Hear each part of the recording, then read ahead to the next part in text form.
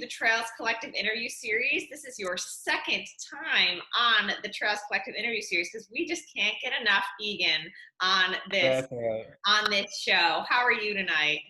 Great. Last time the better half was with me though, so we'll see how we do flying solo. Yeah, I already got her, so I don't think you could mess it up too badly. She was right. great. Yeah. So I had like this whole thing to talk to you about, but then right before, like I had a plan, but right before I got on this call, I was on this Reddit thread, which is wonderful. It's called No Stupid Questions. And the person asked, is there any restrictions if I just wanted to write the Bible too and market it? And the first comment was like, no. And it led me to this wonderful Amazon where you can buy the Bible too by Amelia Wu. And it's one of the taglines is it puts the sin back in synagogue. And Jesus nice. back, and he kicks some ass, and this is wonderful. So everybody should check this out. You can get it on Kindle for $9.99, or you can buy it. You can buy it in paperback for $145, which seems like a steal. I mean, this is the Bible too. This could like define our second generation. Imagine if it became the most all-time selling book, like the Bible is like the most widely distributed book. What if the Bible too took over? Crazy. I mean, Jesus is on the cover. Jesus is riding a pink unicorn and shooting lasers out his eyes. Hold on, though. Is it white Jesus or historically correct Jesus? Well, he looks tannish, but I see the similarities. But you never know. Like he could like transform halfway through. I don't know. He could. We never know. So anyway, yes, I had things to talk to you about, but that seemed pretty important, biblical.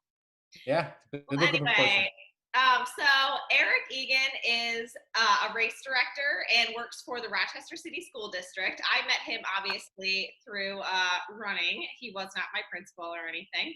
And this was about 2 to 3 years ago. And since then, I am so fortunate to have you and Sheila as friends and as people that you are both extremely intelligent. You educate me every day on Twitter. So in addition to that, I first met you guys right before Many on the Jenny, I think, in 2017, the first year. Yeah, 2017. Yeah, 2017. And but you've been running for quite a long time, right? When did you start running?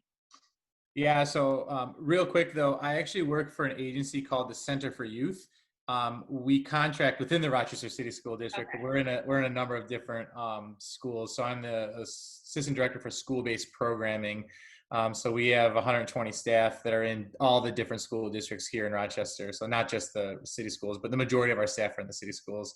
And I spent a majority of my career in the city schools. So, but that's that. Just nitpicking. But in terms, there's the city school district, and then are there like charter schools? Is that also something you deal with, or what else? Yeah. So, we have Rochester City School District. We have charter schools that some are in the suburbs, some are in the city, and then we have all of our normal suburban towns all have schools too. So like Irondequoit, Greece, Pittsford, Penfield, they all have their own school districts as well. So, and we have staff in a number of those. So the Center for Youth is a nonprofit organization that is youth oriented, and we have a school-based program.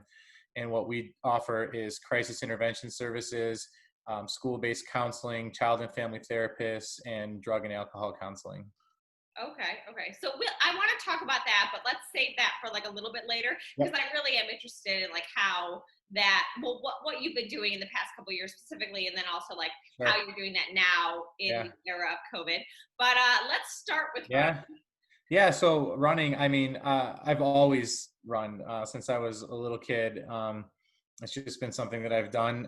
I ran track as soon as I was allowed to. So for us, there was an elementary school track meet. I started with that, and then I took a little break during college with an injury, and then came back to it as an adult, and so I've been there since then. So you in elementary school, so you ran throughout high school, and did you go to college? You ran track in college? Yeah, so I ran all at all different levels, but yes, I Okay. ran in my college level as well. Yeah. Where did you go to school? So I did my undergraduate work at Fredonia. Okay. All Uh, right. Are they Division 2 or 3? it's a Division 3 program. So when I Cool. was there, we had won 20 consecutive conference championships, which is, as far as I know, the longest streak that's ever happened. So I was there for part of that. That's cool. Yeah. What was your event? So I did some of the jumps in college, and then I did the 800 and down, and one meet ran the 1500. Oh no! Wait, what jump? I'm trying to Triple, imagine this. triple jump. Oh, okay. Yeah. Oh, we gotta do that again. Let's just try. Like, But I yeah, and don't know. I You're did cross just country as your well. legs. I don't want to chance that with you jumping on stuff. I know, right? And what was your favorite event?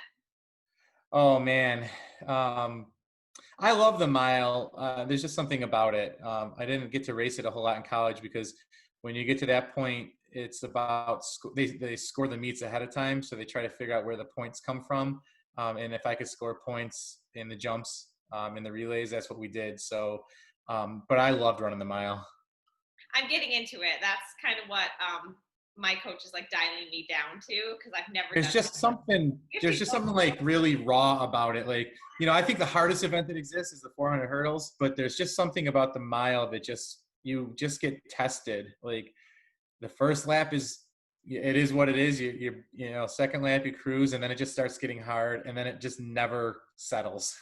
Never. Like we did like a sort of time trial ish. Like I wanted to run a half mile at what I'd like to run a mile pace in Right. a couple months. And at the end of that half mile, my like arms were numb, my legs were going lactic. It was But I'll tell you, it doesn't get worse. You just have to learn how to hold that. yes. And I'm pretty good with holding on to the pain. So I'm like, Yeah. all right, I can do this. That just like that little taste, I was like, damn, what? Yeah. But it's been so much fun. Like, so what kind of workouts would you do? Because I'm getting used to like coming from the Mhm. marathon and ultra, I'm getting used to like doing shorter stuff. So my Yeah. mileage is like Yeah. decreasing. And I'm trying to get used to that, just like leaning into it. But it is Sure. very different. I don't feel like as aerobically gassed at the end, but my legs hurt. My legs are really tired, but it's not like that, like, oh God. Yeah. Yeah. So what were workouts like? Oh man, lots of repeats. So I would love when we did 400 repeats.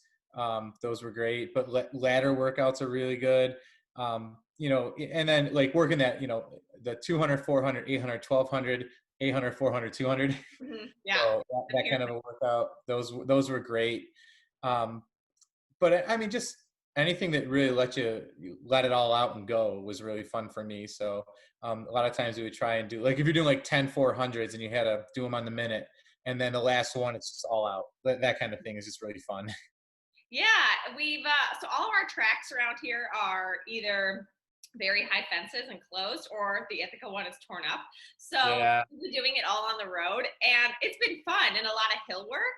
But I Yeah. just really want to rip it on a track and just see what happens. And I just am like waiting, like, come on, Ithaca, come on, fix that track, like, let's go. But yeah, There's something about the track. I don't know. I feel like it makes that first loop easier, but not necessarily makes the last loop harder. yeah. Because you get like adrenaline from being on the track, just because I'm Yeah. not on the track very much. So when I go there, I know I'm running fast. Right. Yep. So when's the last time you did a workout like that? You guys go to the track now a lot. I see I that. did last Thursday. Nice. What kind of stuff are you doing now? I just did 200 meters with a 100-meter jog. So I ran hard for 200 and jogged, and I did 10 200s. So I was talking to my coach last night, and he was talking about workouts like it's like 200, 400, 400, 200, and you're going like all out. So it's like a 200, and then you have like 5 to 10 minutes of rest, and then a 400. Right. Like, so what does that feel like? Like 10 minutes of rest? I'll tell you though, it seems like a long break. I've never done anything like that, but the rest never feels long enough. When you do so. So we used to do, so say you were doing like a 400 on the minute, and so you come across at 54, and then you get your jog, and so if everybody else came across in a minute before I could walk until the jog started. which would have been when they came across. I did like a 6-second walk so I could try to like extend my break. And coach used to get mad at me because he's like, it's supposed to be on the minute. And I'm like, I know, but I could get 6 more seconds of rest. Yeah. Yeah, well, I mean, apparently it's, you're supposed to be going so fast that you're gassed. And Yeah. that's like the hardest thing is like, I am trying to teach my body to like let itself go that fast. And it's so hard. You know what though? It's actually up here because you know that you have another one coming. So you don't want to gas yourself, but you need to find that gear. Once you find that gear though, things really open up. I'm getting there. I'm in a week off right now because we did a pretty long build, and all of a sudden I was like, I'm kind of tired, even though I haven't had a race. So he's like, week off, we'll start again. Like so fitness in the bank, and hopefully we're moving forward. But it's been so much fun. Like, I'll never leave the trails again, but I do think one of my long-term goals is to really get down to another fast mile where like that first number is a 4. Like that's kind of a long-term goal for me again. Yeah. So I have no idea what I could do right now. I mean, I've hardly been running and just started doing stuff short again. So who knows? I probably could. I don't even know if I could. I'd be in the 7s right now, I'm sure, with where I am. So. Yeah. Well, like what also excites me though is like we have so much time. I mean, like they're really like even if there were races, like they're like I just feel like I'm okay with being in it for the long haul. Like, there's something to be said with like, if I accomplish my goal tomorrow, like I would feel really empty. So I really like it that it's going to take me a long time to get where I want to go. And I don't know, I guess that's just weirdness. That's running. Running is progressive. That's true. Yeah. So, what was your injury in college? I actually broke my heel. I had a stress fracture. And this is where college athletics can sometimes turn into a problem, is because in high school, I tend to feel like coaches are a little bit safer because their coaching and their jobs are traditionally not on the line. When you're running in the NCAA and you're running for conference championships, national championships, and every point matters. I was injured going into conference championship, and I should not have been jumping. I had a stress fracture on the back bottom of my left heel. And I jumped on it, and basically it just broke at SUNYAC in year 2000. And so I was laid up after that. So that's when so that shut me down for pretty much the remainder of college. Because here's what happened. I've done this like 3 times in my life now. So I'm in great shape.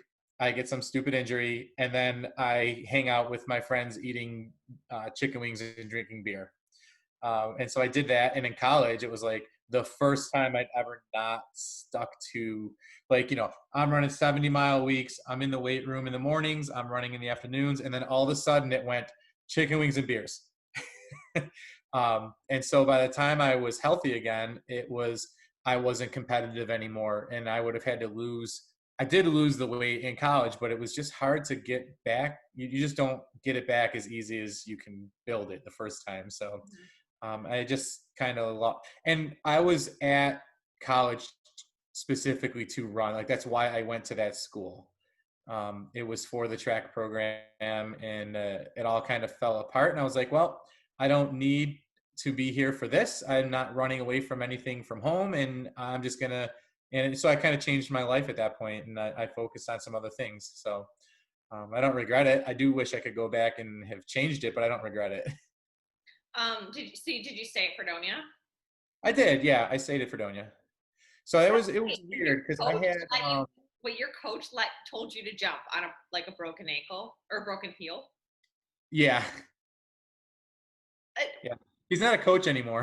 Okay, I was like, it was a disaster. So this is the story that needs to come out, and this is something to get exposed. Like, so this is the kind of long and short of it. So SUNY Fredonia was an incredible running program.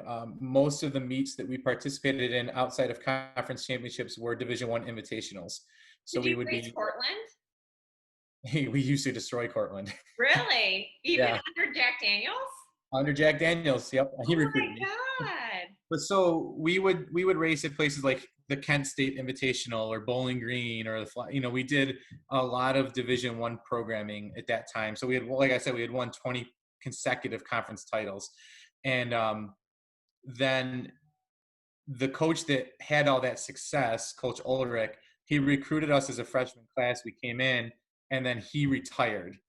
And they brought in a new coach, Ed O'Gorman, who had been an athlete under him and had been part of that program, but it just wasn't the right fit. And right away, a number of members of an All-American 4x4 team quit. The All-American 400 hurdler quit, and an All-American jumper quit. And so we like still someplace else, or just quit running? just quit because they were so frustrated with how that happened, what the new coach sort of was like. And it didn't work out. Like he literally missed one of our away meets. Like he didn't make the bus. And it's like, what is even happening? We live in Fredonia. Like, it's not like you were stuck in traffic. And so I know a lot of Division III coaches have to have another job. Did he have like another job, or was he just the coach? No, he was a full-time, because he was cross country, indoor track, outdoor track. Okay. So, and it was men's and women's for the track programming. And then he had a number of assistant coaches under him that they did have other jobs. But so our assistant coach came with us to an away meet that he didn't make it to.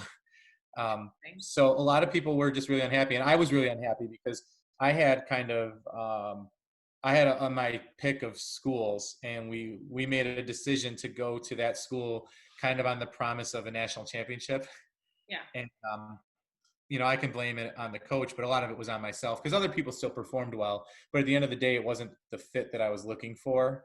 And I could have transferred too if I really wanted to, but once I was there and I was comfortable. But the program is kind of injured, so then it's like it looks like the program is starting to make a little bit of a comeback now, but it fell apart. Like it completely fell apart. They couldn't get runners. It was for a few years after that. So they went from like never losing and never tasting what that's like to not winning anymore. So, and it happened like overnight. Oh, that's too bad. Yeah. That's when Jack Daniels got to win a few races. Well, so there's so many different parts to track and field and cross country. So like, what were you guys best at? Well, it was just all around. The team was just, I mean, you don't win 20 consecutive championships if you're not well-rounded. We had great jumpers, great sprinters. We had a good distance team. We had throwers that would win the national championship. It was just a really well-rounded team. Coach Ulrich was an incredible recruiter. That's the thing. You can go Division II or Division I and you can be part of a program, or you can come here and you can be an All-American and a chance at a national championship. So where else were you recruited? So I had, we're going to do this? Yeah. I've tried to move on a little bit. Come on. Not always healthy. But University of Florida, University of Miami, Ohio University, a lot. I believe it. I mean, that's really awesome, Eric. I'm just curious. I think it's really cool. So I have a binder that I keep that I've shown Sheila once or twice. It has all my recruiting letters and all that crap in it. So it's nice every now and then to kind of go back through like memory lane. But I've also tried to distance myself from it because it's not who I am. And I spent a good portion of my early adult running years trying to be that person again. And I think it was unhealthy for me as a runner to compare myself in my early 30s and late 20s to who I was as an 18, 19, 20-year-old. It was unrealistic. Yeah, it was. I mean, like, good. At least you saved them. I threw out all my recruiting, like, shit. I mean, I was recruited for volleyball, and so I did volleyball my first year, and then I burned out. Like, I'm not gonna lie, like, I lost the love for it, and I was going through a lot of mental health stuff, and just, it wasn't. And so it took me like a really long time to like actually appreciate volleyball again. Like, and I mean, I know, like, I would never like. I hate it when people like, you could have been this, you could, it's like, no, but I wasn't happy, and I'm happy with who I am now. So like, we're just different people. And I think that just because like, we're not like, I don't know, being happy and content doesn't mean you need to like have athletic glory, it's just, it's so like everything that I thought was going to be important when I was like younger is just not important. I think too, a lot of athletes, when they get to the college level, they do burn out because for me, I ran at a high level of track and field from like, I was on varsity early. So like 7th grade through my senior year and then into college. And then you realize there's another world, right? There's girls, and the women at that point, right? And there's activities and there's clubs and there's all this stuff going on at a college or university that you didn't necessarily have around you, and you're away from some of the other things. Like I was able to be living my own life, so I wasn't under someone else's roof where I'm like, hey, I've got these rules, it's like my own rules, and I could kind of do what I wanted to do. And I didn't necessarily need that structure, and I didn't need sort of that I guess that like adoration that came from it. Like there was no morning announcements in college to talk about who scored what points in the meet on a Thursday night, right? Like that didn't exist, and people frankly didn't really care. Like, oh, that's cool, you run fast, you want to go do this thing, like they frankly didn't care. So coming out from under that, I think a ton of athletes in college burn out. And in running especially, I know very few people that went to college to run with us that still run today. I know like the coach over at the University of Buffalo, Todd Witzleben, we used to race against him in high school. He went to Orchard Park and I went to West Seneca. And he just started running again last year. And he actually just dropped a super fast 5K last weekend on the track. But like it took a long time for him to come back to that. And like I understand what that looks like. And it's like, okay, do you want to recommit to it? Do you want running to be something different for you? And like for me, I sort of created something different out of running. Instead of trying to separate myself and step away from people in terms of I ran faster, it was I built a thing that helped us run together. So Yeah, and what you've done is like incredible. I mean, Rochester running would not be the same without Trails Rock. Like it's incredible what you and Sheila and like everybody else at Trails Rock has done, which we'll talk about that. But this is a really interesting discussion because I mean, I went through similar things with volleyball, and it took me and team sports in general, actually, just like a lot of the politics in college sports and even high school sports now, I just don't agree with. And I think that's another thing that drew me to running was it was just something that I did for me. And I didn't feel any external pressure, especially from my parents, which that's another whole ball of wax, but it was just something that like I found for myself, and it was something where like, this is completely new and I like not having these standards or pressure. And I think when you can find that again after college, like I'm thankful every day that I didn't run in high school and college because I'm someone that if I had that monkey on my back, I probably wouldn't be able to like not think about it. You know what I mean? yeah, I love people that I call it adult onset running. And I love when people pick it up. So like something that will never happen for me ever again in my life is a PR. It won't happen. Like I'm not going to run a low 4 mile. I'm not going to run a 15 sub 15 5K. Those things aren't going to happen. But for someone that picked up running in their 20s, 30s, 40s, 50s, whatever, like for years, they get to experience that growth in progression and joy. And like doing that is awesome. And like seeing people, like I got to like experience like as Sheila moved through all of those things, like setting PRs and like all these crazy fun things that we got to do together, and like seeing that joy. And like a lot of times when you hit those times in college, it's not so much joy as like relief, because like you needed those points and the coach needed his job and the team was counting on you. And like so like the expectation is so different for people that pick it up as adults than it is as people who compete at it at a high level early. And it just seems way more fun. Mm-hmm. Do you think that's what like draws you to trail running, is that each trail is different, even if it's a trail marathon or like a trail like everything is just so different that like you can't really compare any performance. Right, exactly. Yeah. So someone could say, you could look on ultrasound and be like, oh man, they did this trail marathon in 420. But like, we don't know what that trail is. Like, is that, out on the Finger Lakes Trail, or is that in the Bristol Hills branch, or is that on a trolley trail? Like, we just don't know unless we look into it. Right. And even still, it could be pouring rain and the trail could be flooded, or it could be 90 degrees, or it could be raining. Like you don't know what that day looked like. So that's really, on the track, the times were the times like we knew, like it was right at the front end of like the internet. So like we knew nationally, locally, we knew where we were, like what other runners were doing. And it doesn't matter really in the trail world because you don't have to deal with those expectations and those comparisons. I think that's one of the reasons I picked it up, definitely.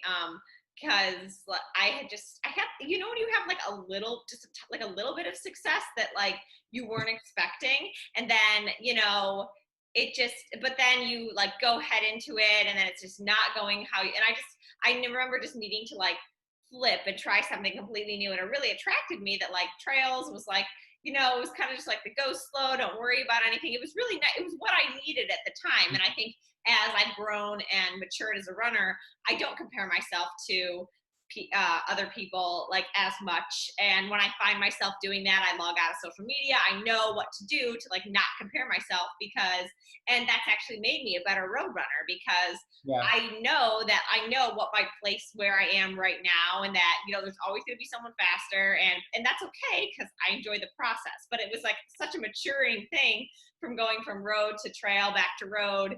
But it's definitely it's really humbling to get out on the trail and just not really worry about pace, or if you are worried about pace, you're like, actually that was really hard and that was like a 15-minute mile. Right. Yeah. Yeah, I think too, it's important, like you said, even people that have that success to like kind of not let that go to your head. Like I've had like horrible examples of like maybe how I treated people on the track. So like that I'm not proud of those things now as an adult. Like I'm thinking like, geez, if somebody did that to another runner in one of my meets or one of my races, they would be banned, like some of the things that I did. And so you kind of grow through that, but you can't let it go to your head because like you said, there is always somebody faster. And at the end of the day, even if you're a professional runner, none of what we're really doing really matters. Like this is Yeah. running is a sport and it's awesome and it's fun and it can change people's lives. But in the grand picture, it's running, Yes. So And like like we're not thinking that paid. we're all mad about something is really, what does that amount to? I think that's also given me so much compassion, just like the epic failures that I've had, or the like, you ran a marathon at this, so you should be able to run a half marathon at this. You should be able to run five. And it's never that linear. Like it never. And in trails, especially in trails. Yeah. And it's made me have so much compassion for other people and for myself also, because I'm very hard on myself, and just sort of like let things go. And also at the end of the day, I am not paid to do this. I mean, it's a huge part of my life. It's changed my Mhm. life. It's made my life so much better, but I'm not paid to do it. So I should just do what I want to do and do what I Yep. like. Yeah. Yeah. Yeah, it's interesting. I kind of feel like I've been on both ends of the spectrum. So I've been an elite runner that got to participate in some big time races. And I've also got to the point where I was 280 pounds and couldn't run. Um, and so like being able to see the world from both places makes you really understand what that middle looks like, you Yeah. know? So talk about that. So I guess let's go from after college to you picking up running again. So what Yeah. did in the in between, you just weren't, what were you doing? Um, I did a decent amount of partying. Some of that Park Ave, East End, Rochester stuff with some of my friends. But then I did pick up some cycling. I did one century ride for the Diabetes Association, which my dad was diabetic. So I fundraised a little bit for that and did that. And then I sold my bike the next day because I was like, this is not for me. That'll Um, ugh. and I was like, I just got to get back to running. I was working at Nazareth College in Rochester. They had a couple of trails back in the back corner by their track, and they had the track and plus campus. And that was when I first started dating Sheila. And so I started running a little bit, and then she wanted to hang out. And I was like, well, why don't you come run? Because it seemed natural to me to do that. And she's like, I don't run. And I was like, oh, you can walk on the track while I run. And that was kind of when I started to get back into it. So and then she saw we were house hunting after we had been dating for a while, and she saw we were at Brugger's Bagel. She saw the gift certificate or a flyer for if you did the Brugger's Bagel 5K, you get free bagels. And so she wanted to sign up for it. And so I was like, cool, let's do it. I'll run it with you. And then that's kind of where that went. That's really cool. So what Yeah. was your first race post college, post break? I did a first race post college. I did like a 5K out in New Jersey actually. I was dating a woman from Rochester that moved to New Jersey, and I went out to visit one weekend, and I did a 5K out there while I was there. So that was my first one back. I don't even remember what it was called. Um, but yeah, and then it was a little while after that before I did another one. So then it would have been Brugger's 5K. I would have been the first one So really. I know Sheila's done a couple halves and a couple marathons. Have you Yeah. done that as well? Yep, I've done them. Yeah, pretty much the same races that she's done. We would sort of train in the same vicinity and time frame, and then run the same races. That's cool. What made you want to run halves and fulls after, doing short stuff? Because I know a lot of like college runners, uh, like running anything over 10 miles is like really long. And I I get know. it. Like anything over 10 miles for me is long. Well, So yeah, I mean, like the 10K is like the longest run unless you're doing cross country, and even then that's about where you are, right? So, but I don't know. It just seems like that progression. Also, you get back into running as an adult, and there isn't track meets every week. yeah. Like there isn't a place to do that. There isn't a team specifically for that. It's very rare to find that, right? Like a team that's going to do track work as an adult. There's very few locations that have that. So, but Rochester is a great running community, and there's a 5K every weekend, and there's a number of 10Ks and halves and fulls. So it's like, just do that because that's what's available. So describe to me like I'm very interested in what a training week looks like for a college athlete because so I in my like peak training I'm around like 70 to 80 miles and that's Yeah. in one run a day. Um and so if you guys never ran like over 10-ish miles, like so I assume you would do doubles. So what would that Yep. look like? Yeah, so you always had your Saturday morning long run, then you had Saturday morning off, and then you usually had a Sunday morning shakeout. And then there was really no off days per se. You had a couple of easy days in there, and then you had a couple of morning weights. So usually like a Tuesday, Thursday weights in the morning, and then the other days you could have doubles. So like you might have doubles on a Wednesday, Monday type setup coming off of the weekend. On a Monday, you do a double. So, but if you're here's the other thing about it: when you're fast enough, those bigger miles go by quicker. So That's like true. if your easy pace is a 7 or 8 minute pace as opposed to a 10 or 11 minute pace, that goes by a lot faster. Okay, Um, real talk. Do you guys all like at the elite level, like are all your easy runs at like 6 minute pace? no, that would be Okay, no. because I mean, the answer is no, I because it's always conversational, and the data on that has always been that your easy runs should be easy. yeah, So I just wonder if like you're yeah. capable of running like a sub 5 minute pace for a 5K or right around there, then a 7 minute pace feels quite easy. An 8 minute pace is clearly conversational. Um, so, but those paces might seem fast to people that maybe are running a 23 or 24 minute 5K, but they're not when you're running it at 15 or 16 and lower. So what would the breakdown be like 6 in the morning and 6 in the evening or something? No, usually like 6, 7 in the morning, but then it usually was around like 3:30, 4 o'clock was when we would hit it up because then we would all hit the dining hall after for dinner. Okay, well no, I mean like I don't mean time, I mean mileage, like 6 miles Oh, in the yeah, morning. man, I'd have to think about it. That sounds about right. I'd have to really sit down and think about it. Usually your morning run was usually always easy. And it was about getting mileage in, and your afternoon run usually had a direction to it, and it was always on the track. I'm just So, curious because yeah. it's just I've never done training like this, so I just want to like I try to learn as much as I can about it. Yeah. So like Well, I'm also sure that a ton of things have changed in this world since 2000. I mean, yeah, but the principles are sort of the same though. Like some of Yeah. the Jack Daniels, Frank Agliano, like Yeah. Brad Hudson, Danny Mackey were doing back then, like they're still relevant today. So, Yeah, that's true. so how did you find the trails? Well, I always been on the trail. So I grew up. There's some trails right behind my house that we kind of sort of built illegally. um, but there was I spent a lot of time growing up doing scouting stuff, being in the woods, doing some Adirondack stuff, and then I ran cross country. And so a lot of that stuff wasn't just grass running. We had some trails at my high school. Our high school had a athletic facility and then on the back end of that was a neighborhood that connected to the middle school, and it was all woods in between. So we had trails in there. So it's always been a part of my life, literally always. So it just made sense once I got here. Rochester's got a fantastic trail network.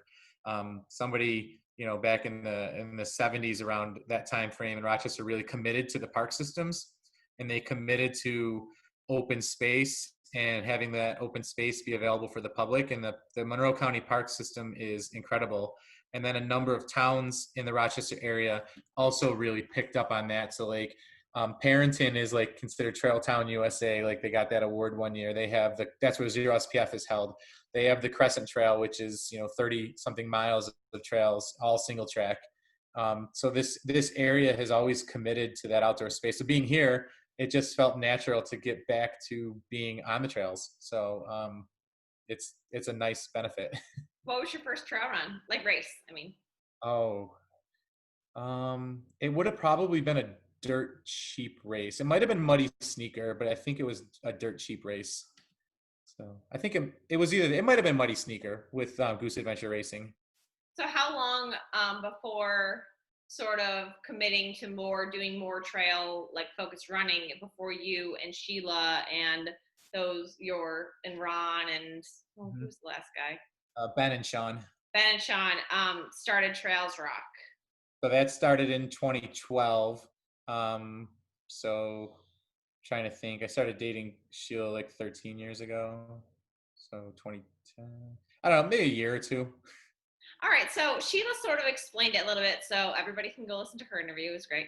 But why don't you give like a brief overview of how Trails Rock started and what you guys are building? Yeah, so Trails Rock is cool. We are a 501c3 nonprofit based out of Rochester, New York, and the idea is to grow and promote the sport of trail running locally, and even some regionally. But in essence, there was 4 of us that were chatting on Twitter constantly about where we were running. We each had our own favorite park, and we were tagging it, and then we started using the Trails Rock hashtag on Twitter, and we just were comparing parks. And I was like, oh man, that park looked great, and then we just talked. We should get together and run together sometime. And then we were like, we should get together and like talk about these different trails. And I don't remember who it was. I think it was Ben. Was like, we should just get together and chat this out and see if we can't map out where everything is in the area.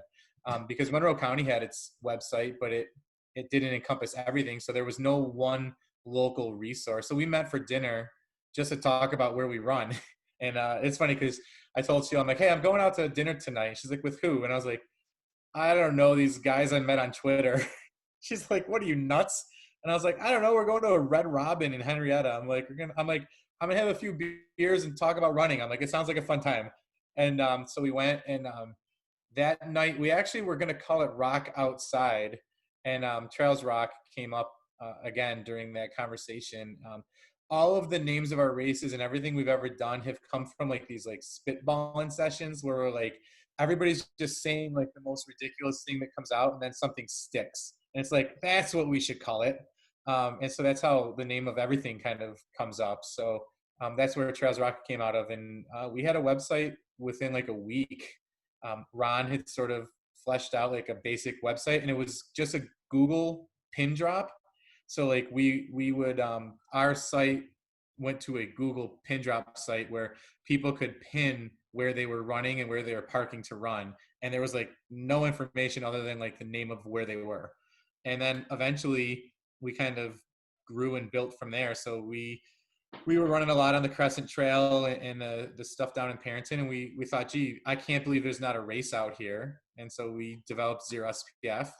The first year was actually hosted, a guy named Matthew French was in charge of it. It was, Trails Rock didn't exist yet. And Zero SPF was, he did not want to run the Shoreline Half Marathon, which is all in the open, but he wanted to run a half marathon, and his training showed him that he should be doing it that weekend. And he's like, does anybody want to just do a trail half marathon with me? And so a bunch of the 4 of us, of course, were like, yeah, And so Ben Murphy literally drew the course on a piece of paper and took a picture with like a flip phone and like texted that to everybody. So that was the map, like for the first year. And then we had a cooler with like a couple of Snickers bars and like some Aquafina water bottles stashed at like the halfway point. And about 8, 9 people went out and ran it. I actually missed the start because I was completely hungover. And so I ended up running it in like 95-degree heat later that day. Nice. Yeah, I ran the shoreline last year. It was awful.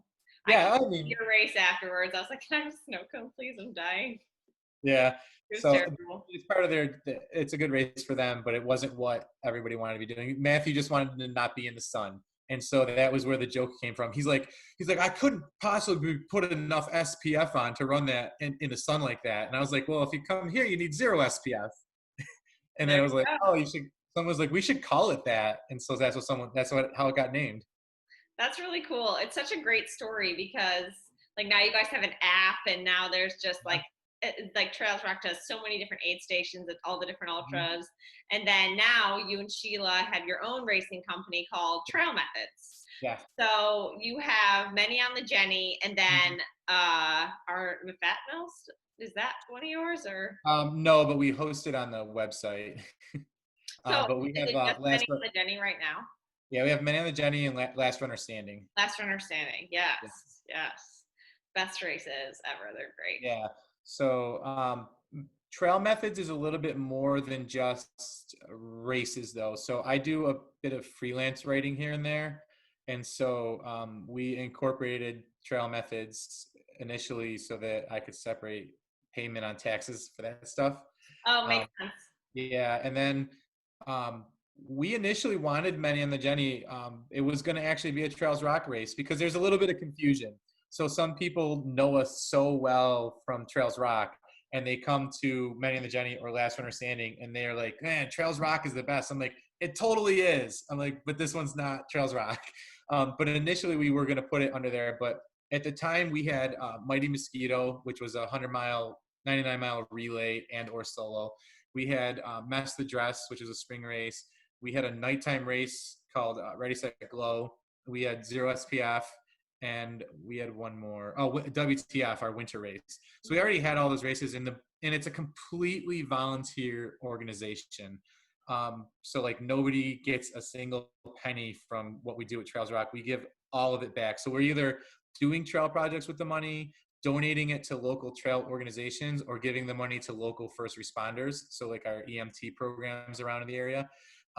So no one has ever made a penny. And at that point, everybody that was on the board, except for Sheila and I, they all had children and young children, like early school age. And we were constantly adding stuff to what we were doing, right? This app was being built on the side. We had 5 races. And you're looking at an ultra. Now you're talking about like a full weekend plus prep time ahead of time, just like gone, right? Like you're not available. And it's like right at the end of the school year. And so like it just wasn't something that the board was capable at that time of doing. And so I had a talk with Sheila and I said, do you think we could just do it, just the 2 of us? I was like, we already know the volunteer base because we've been doing this for years. I'm like, so that the volunteer base isn't going to change. And the course was just so perfect, like the way that we had set it up. Like we did a week there. We had a West Coast road trip we were supposed to do that got canceled for some weird reasons. And so we decided to go to Letchworth and run every trail in the park in 1 week. And so it was a little over 100 miles because some of them are out and back. And by the end of the week, we had sort of mapped out in our heads, we could put a race on in here that is an ultra because there aren't anything down there that would be classified as an ultra. So you have Sagahuna Trail Marathon and Damn Good. And those are both on the other side of the park from where we start. So we added 20 miles where nobody else runs.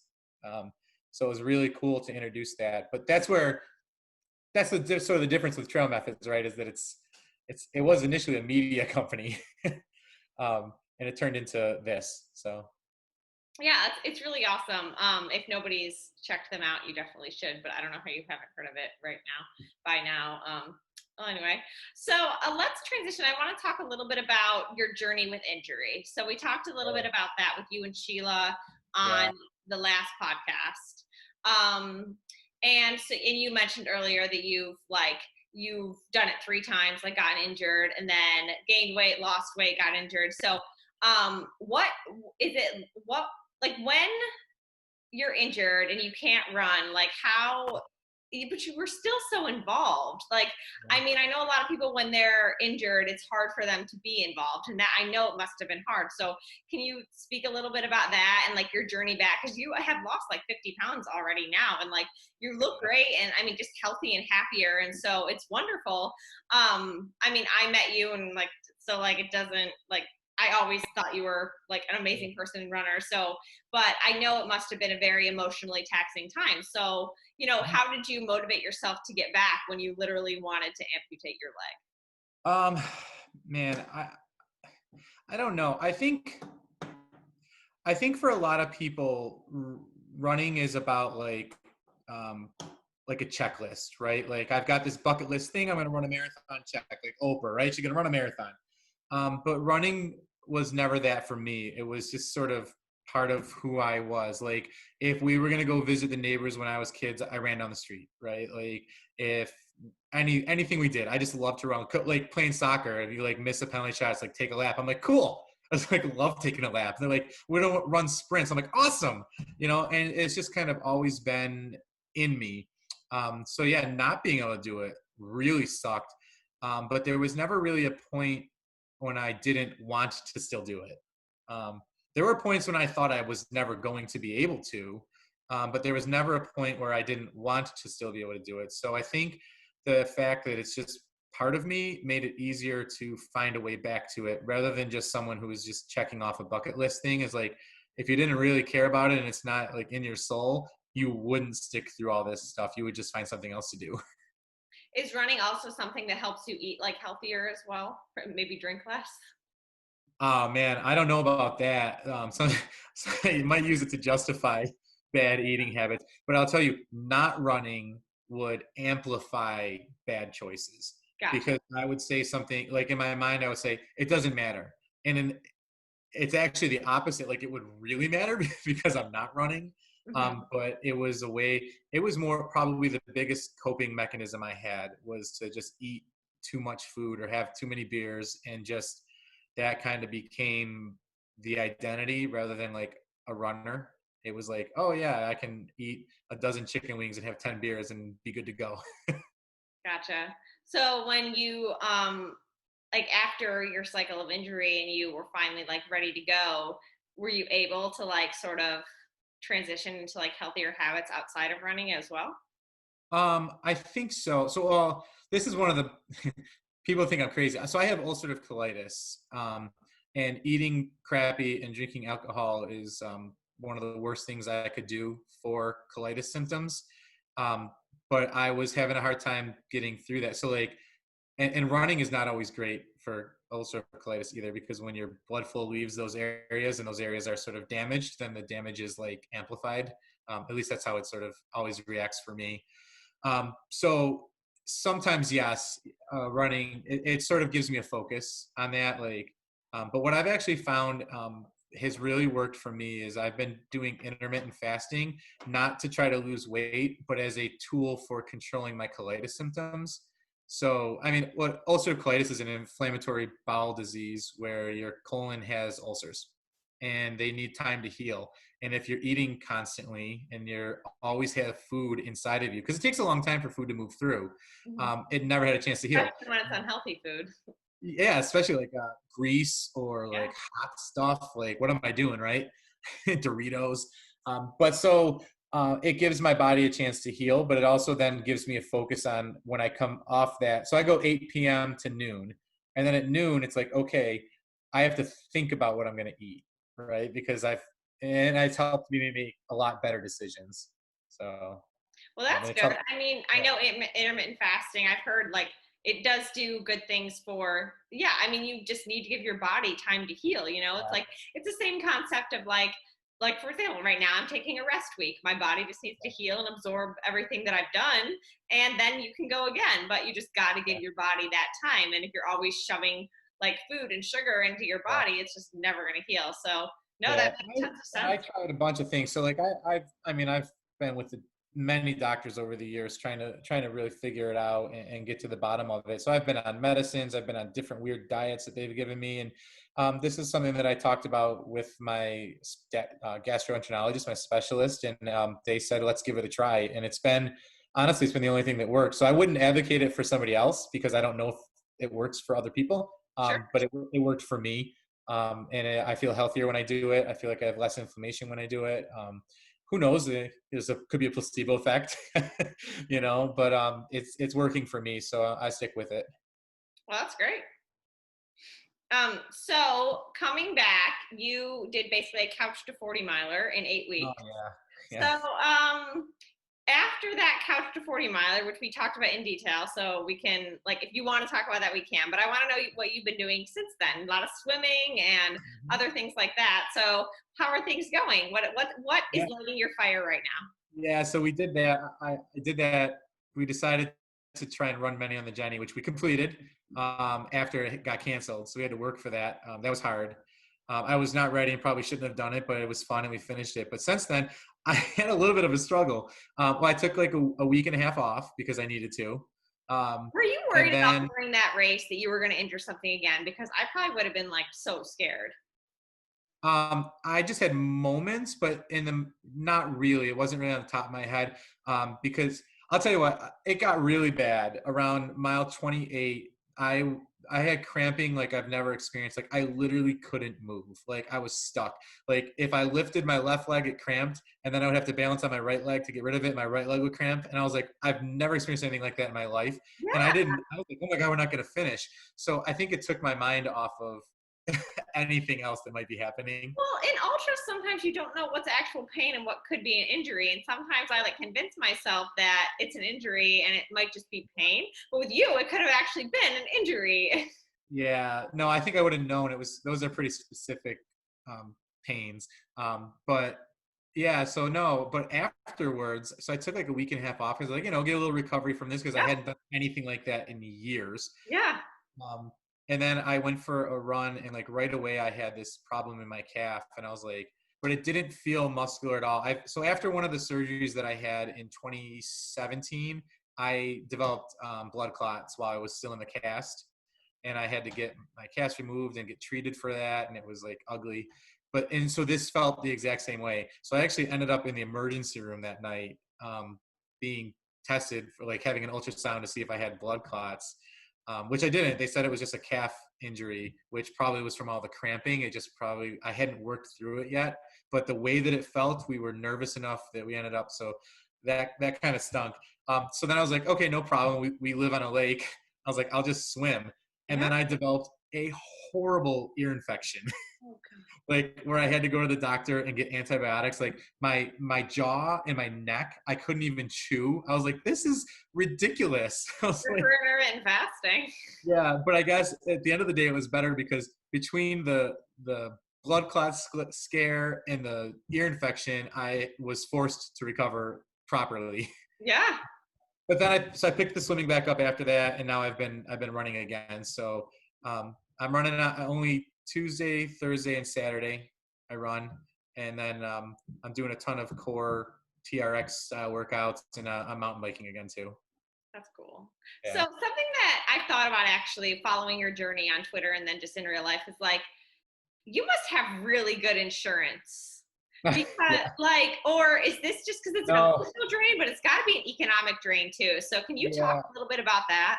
I actually ran the numbers on it after my last surgery. If we had not had insurance, it would not have been something that we could have done. And sometimes that helps guide sort of my political leanings is we're lucky. So Sheila is a teacher and she has a great benefits package, which I think teachers fully deserve. Yeah, And essential workers. I'll go to bat for that against anybody. But I work for a not-for-profit organization. And if my insurance had to come from them, it would have cost us an arm and a leg to be out of pocket to pay for some of this stuff. So we have really good insurance, but the numbers are astronomical. So I've had, 4 surgeries. I've had acupuncture, shockwave treatment. I've been to physical therapy so much that they built a new wing and I told them that my name should be on it. Like that's how often I've been there. I'm like, I think this is where I live now. um, but So yeah, what I are the can't. numbers? Yeah, and there were certain things that we did have to pay out of pocket for. I tried some PRP treatments, I tried some biologics, and all that stuff was that was out of pocket, and that was crazy to think about how a lot of people that's the world they live in. But we're very lucky. We have great insurance, and I believe everybody should have what we have. So transitioning a little bit into teaching, we're obviously in a very interesting situation. And I've learned a lot from you and Sheila talking about this on Twitter because it's extremely scary. I mean, I'm an essential worker, so I've been on the front lines for like 6 months. And thankfully, I'm young and healthy. And so even though we had one scare that maybe my roommate might have had something, we got tested, we're okay. But, you know, they want to send kids back to school.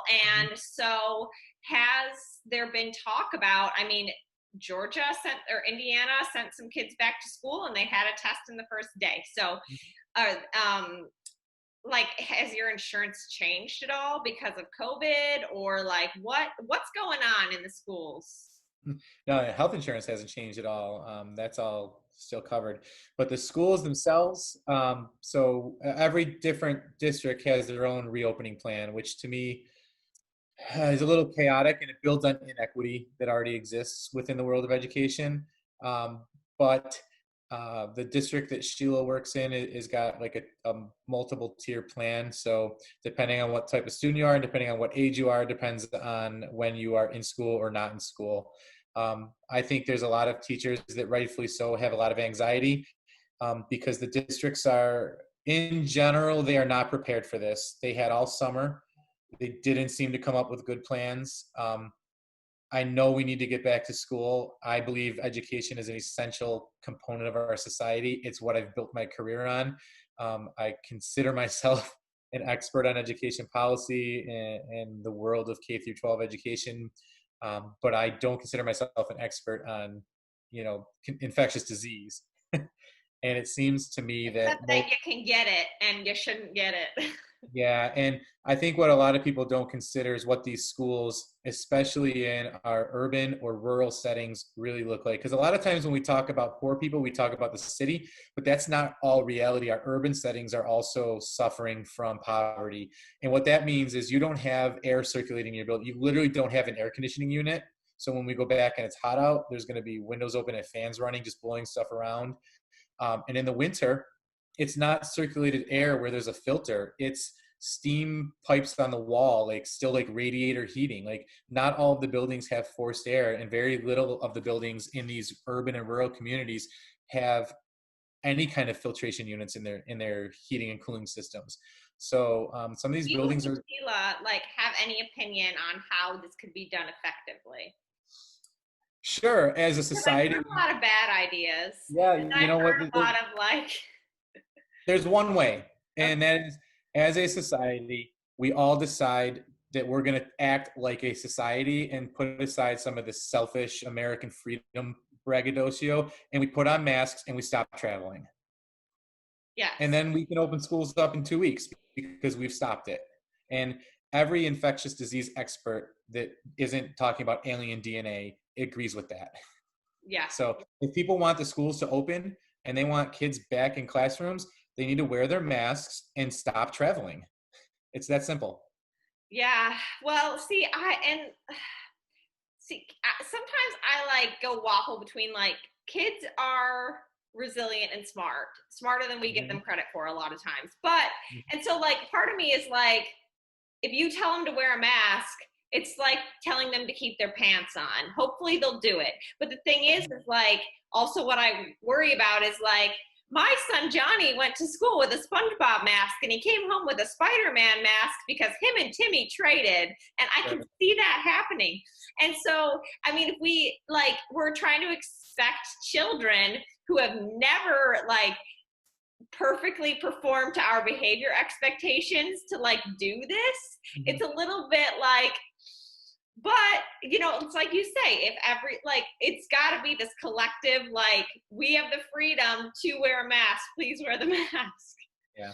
You know, and that's what it's weird because everything becomes political, and I don't understand when science does, but like at the end of the day, we do know how to stop it because most of the rest of the world has stopped it. And what they've done is they've shut down and they've worn masks. And if you want to not have to wear a mask at Wegmans or in Tops or in your grocery store anymore, the quickest solution is to always do it. And then we can get away from this thing, and then we don't have to do it anymore. So the longer we dick around with it, the longer this goes. Yeah. But Yeah. for schools, there's really no good answer for schools. At the end of the day, to answer that, there are going to be parents that want kids in school every single day. There are going to be parents that want kids in school none of the days, and you're never going to make everybody happy. Unless, so getting rid of the actual disease would be the way to go on that. So, like, okay, assuming we're on like getting the disease better, but it might not be eradicated, what is Rochester doing? So the Rochester City School District and most of the schools in Monroe County have a similar sort of plan. So almost all of the high school students are going to be learning from home. They're going to be remote learning until at least January when we revisit it. The K through 4, K through 5 students are going to be in school on a alternate basis. So like some students will go on Monday and Tuesday. Some students will go on Thursday and Friday. The building will get cleaned on Wednesday. And when you're not in school, you'll be learning remotely. And then there's consideration for some of your special ed students, your English language learning students, some of that sort of population will be able to be in their schools on a more full-time basis because they need to be in that structured setting. So that's kind of the gist of it. And again, what that does, because we aren't doing things the right way to stop the virus, is it makes it even harder on parents, right? Because now I need to find like sometime daycare, not every day, but some days. And like we aren't equipped as a society to handle daycare for an entire student body on Wednesdays. Like the numbers don't exist. So how do parents figure that out? And that becomes a challenge. But at the end of the day, we need that day because you can't have the spread just going through the buildings. So it's going to be a really weird, challenging, funky year. And it would be nice if policymakers and the general public would begin to listen to people that actually have the expertise in this and spend their day, their career, and their lives working to make sure that students can have success. And we know what will work in a school and we know what won't work in a school because we spend all of our day every day doing that and thinking about that. Yeah. There's definitely like in-person teaching is like, except for the college level, I think it's very important, especially like you said, from K through like 8th grade, just because like students need to be focused and kept. Yeah. Yeah, I How think do so. you I think feel it's like? there's a lot of mixed results on that. So it really depends on students and not necessarily on age. So what we've seen, and you can look at the data on it, is that some students that were really great students in school weren't great online learners, and some students that really struggled in person were fantastic. And then some kids maintained where they were, right? So like there is no real storyline that like in person is, we all believe it's better, but we don't actually know that yet because we don't have real strong long-term data to prove that. You got to remember too, like this is a generation that has never not lived on the internet. So like one of the things that people talk about all the time is the kids need to get to school because their social lives depend on it. And I'm like, do you know kids today? Because kids today that I know, the thousands of students that I know, their social life exists in their pocket. And like the car manufacturing companies are worried because young people are not buying cars because they're not getting their driver's license because they've always been connected to their friends. And so they're still connected. Like they're not any less connected than they were before. So like we used to hang out and play football in the street, or we'd play some street hockey or get together and play video games in someone's basement. You don't have to go to someone's basement anymore because these kids are playing video games against each other in real time from their bedroom. And that is what they consider their social life. So what we really mean is kids need to go back to school because my version of the social life happened there. And we aren't looking at it from the perspective of a 12-year-old girl who has a ton of great friends online but struggles with anxiety in person. Like we don't look at it that way. That particular student loves online learning, and it really works for her. So like a lot of students, and this is what we don't think about a lot of times, is school, as much as we try to make it a place that is safe and a great haven for everybody, it simply is not true. Everyone has a story about being bullied at some point or another in their life. And now that happens on the internet. But when it happens on the internet and then it also happens by the same people in school, you can't tell me that social life in school is better for that student. So, but there's pieces. A lot of like, I don't know what percentage I'd say, but a large percentage of the reason of school is childcare. Absolutely. And I think that's school is not childcare, right? Like I said, teachers are not babysitters.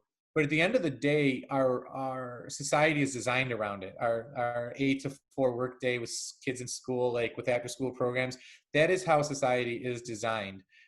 So if we're going to operate that way, I wish what we could have really done is taken the chance when we were away to re-envision education. There's so many changes we could have made, and we didn't. It was a lost opportunity. We got to know so many of our students over the last few months, like, and their families, and like today is a good example. Sheila got a message from one of her students the other day. They were just talking about, what are you going to be doing this week? And she wanted to ride her bike, but her bike was broken. And so we found out what was wrong with it. She took a few pictures. I went to the bike shop. We picked up some parts, and we drove over today, went into her garage and fixed her bike and her brother's bike. And like, those are things that you probably wouldn't have experienced if we were in school. Yeah. But those relationships really should have been built, and we missed an opportunity over the last few months. And that's one thing that the education world really needs to own, is we didn't do as good as we should have, even though I think we did a pretty good job. I mean, yes, it's also, I think people just kept waiting for it to just be, we wake up and it's over. Yeah. And so we spent a Yeah. lot of time fighting about, like, no, don't drink bleach. Please don't drink bleach. And Yeah. and just wear your mask, rather than like, okay, this, like, if we're in this for the long haul, how can we restructure these systems? And I think that, like, yeah, it really sucks, but I mean, eventually these systems will get restructured, whether a global pandemic is forcing us to do it now, or we realize, like, in 10 years. Yeah. I mean, not to say anything about college, which, I mean, Yeah. we realize Everything is that, like, maybe it shouldn't be as expensive as it is. Yeah. Education has always changed, and that's one of the things that's great about it, is that it's always been flexible. But like, it used to be built around the farming schedule, and then it was built around, like, students all sat in little rows and learned to memorize things because we were preparing them to work in factories. And now it's changing to we do more small group pod focused learning, because we're trying to teach people to work in that sort of white collar setting, and that. So like, it's always changing, and this is just another opportunity. So a lot of people, including myself, get caught up in that negative about it, but it's really an opportunity. And we took advantage of that, and really did a lot of cool things over the summer and over the spring. And I think there's a chance to continue that. So people are going to fight about this, and people are going to be upset, but at the end of the day, teachers are still going to teach. Yeah. And the ones that suck are still going to suck. And the ones that care about their students with all of their heart are still going to do that. And it's no different than any other industry. And so, like, there's people that work in running stores that could care less if they sell running shoes. There's teachers that aren't always all about their students. But on the other end of the spectrum, there's people that love running so much that they want to open their own. And there's teachers that just love their students. And so those people are out there, and those are the ones that are going to make this work. So we'll get through it. Yeah, and I think that at the end of the day, I know that we are, like, going to be a better society through this. I mean, even think of, like, just the protesting that has happened. I mean, then I know it finally occurred to me when all this started happening that, oh, I didn't learn American history. I learned white history, and just things like that, like, now are in the global consciousness. And so maybe, no, they might not write a new textbook for next year teaching the right history, but people now know, and so it will be in the consciousness. And so, like, now we know that online learning can work, or, like, we don't need to, maybe, like, honestly, I think, like, this has been great, because, like, the college system needs to be redone, because it shouldn't be as expensive as it is, especially since I can take the Harvard courses online for free that the Harvard kids are paying for. So, Yep. I think it's been a big awakening, even though it's really sucked for a lot of all of us. Yeah. So it'll impact some change, but that's just like everything. Yeah, yeah. All right. Well, we have covered a lot tonight, Eric. Is there Yeah. anything else that, like, you want to talk about or tell people about, or, like, any fundraisers people can support, or, like, what's Trails Rock doing right now We besides don't have all any the good fundraisers stuff? going on. We did, unfortunately, yesterday just have to cancel our September race, the Webster Trail Classic. And the big reason is it was not going to be the event we want to hold. So like, we could do sending runners off in waves but like, as we wrote on our post when we shared that it was canceled, like, for us, this Trails Rock is, if it's nothing else, it's a community. And if we can't do the things that communities do, hugging each other when we show up, laughing and giggling and talking about the course, running through. We have people that would, high five. I've never missed a high five. If you ran one of our races since 2013, you've gotten a high five from me at the finish line. We've never missed a runner. Um, that can't happen, right? The celebration at the end where we have food and drinks, and people are standing around, sitting on the ground next to each other, sharing a blanket on the ground and waiting for runners to finish, and hugging each other, covered in sweat and snot dripping off their nose and tears because maybe they're excited about what they did. None of that is happening right now, so that's not the type of event that we want to hold. We don't do it for the money, right? So like we're not paying our mortgage with these races. And so for us, it makes a lot more sense to back out for the time being and not do that. So we are still doing trail work because we can split into small little tiny groups and be away from each other when we do that. And then our big fundraiser for the year, which was going to be a formal event, that's canceled too. Like, I really respect you for doing that, because it's like what you said, like everybody just needs, like what you said, everybody just needs to wear masks and not travel for like 2 or 3 months. Like, these races that are happening, I mean, I wasn't at Cayuga, but with the first clip of one of the Trails Collective like things 2 weeks ago, where there was no masks and social distancing was very poor, to say it nicely, I was like, well, this gives me no confidence in racing. I'm not signing up for shit. And I've gotten invited to elite only races and races with like social distancing, only 10 people. You're one of 10 people. I'm like, I can give 2 fucks. We are not out of this pandemic yet, and I am not signing up for shit.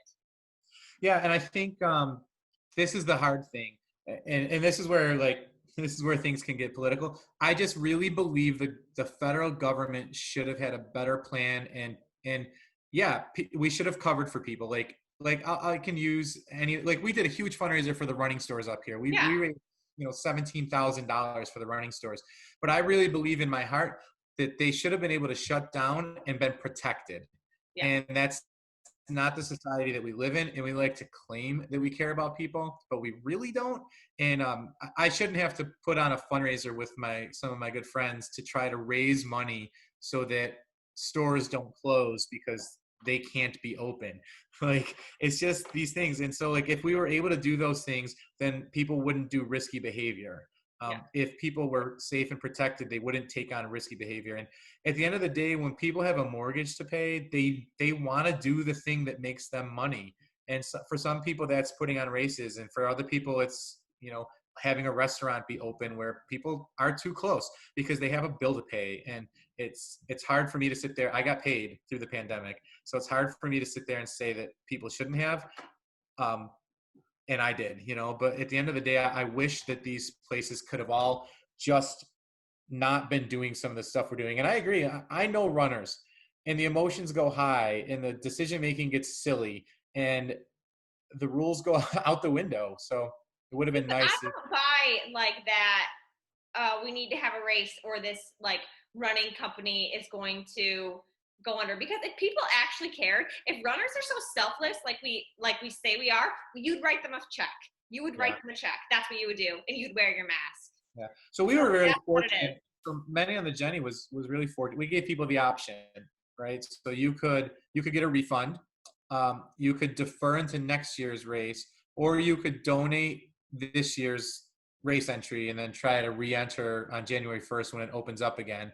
And we were really fortunate. Only 17 runners asked for a refund. And so the people that donated that money, because we don't pay bills with that money, like none of that money was for me and Sheila. So we made a massive donation to the Finger Lakes Trail Conference with that money. And then we did some trail projects. Like, we're going to be building some bridges. We're going to be building a whole new trail down in Letchworth. So like, I think people will if you ask them, but I think people are getting less willing to do it as time goes on. I think it was the thing to do in like March and April, and now people are just fed up with it. But I agree. I wish that we could just, but I don't think that we should be the ones that have to do it. I really think that there should be a system in place that protects small business, because we protected the airlines, we protected the banks, but not running stores, not where you go to eat afterwards. So that's tough. Yeah. Well, I did see like where the money is going with like the Democratic and thing. And it did, there was a big part, like there was a big graph for small businesses from Yeah, like, I was like, okay, good. Like a little bit, that was nice, good news to read. yeah, Yeah, because I work for a small business and yep. like the Me month too. of March, we never saw our bosses because they were filling out so much paperwork to get small business loans. Right. Yeah. So Yeah, it's a lot, but I think that it's going to go one of two ways next year with these races. Either there's going to be a huge bounce back because everybody misses racing, and it's going to be a great year for race organizations, or a lot of runners are going to realize that running was fine without racing, and they're just going to continue to do that because running for running is still just as great. So I don't think it's going to be somewhere in the middle. I think it's going to go one or the other. For people that their jobs and careers depend on it, I hope it's a bounce back. I love sharing our races with people. So I love when they come and are part of our events, but it's not a career for me. It's just, I love doing it. I think it's going to bounce back. I mean, there's Yeah. just something you don't get in a time trial that you get in a Yep. race. But Yeah. I There's a really feeling. think we just need to wait. Yeah. I agree. Wait and wear your mask. It's simple. Yeah. Well, Eric, this has been a wonderful conversation. I was looking forward to this all day. I'm so thankful that you did this. And so, where can people find you and all your work and everything you do? Sure. Well, so you got trailsrock.org. So we're there, or trailmethods.com. And then I have a Twitter account, which is my handle is Emerging Trail. And then I have my own personal blog that I write is emergingtrail at wordpress.com. Which is great. I love it whenever you publish something. It makes me like I should write a blog or something. I don't know. Oh, you froze on me. Well, folks, it looks like Eric signed off. So that's the end of this interview. And thanks, Eric. And we'll talk to you soon.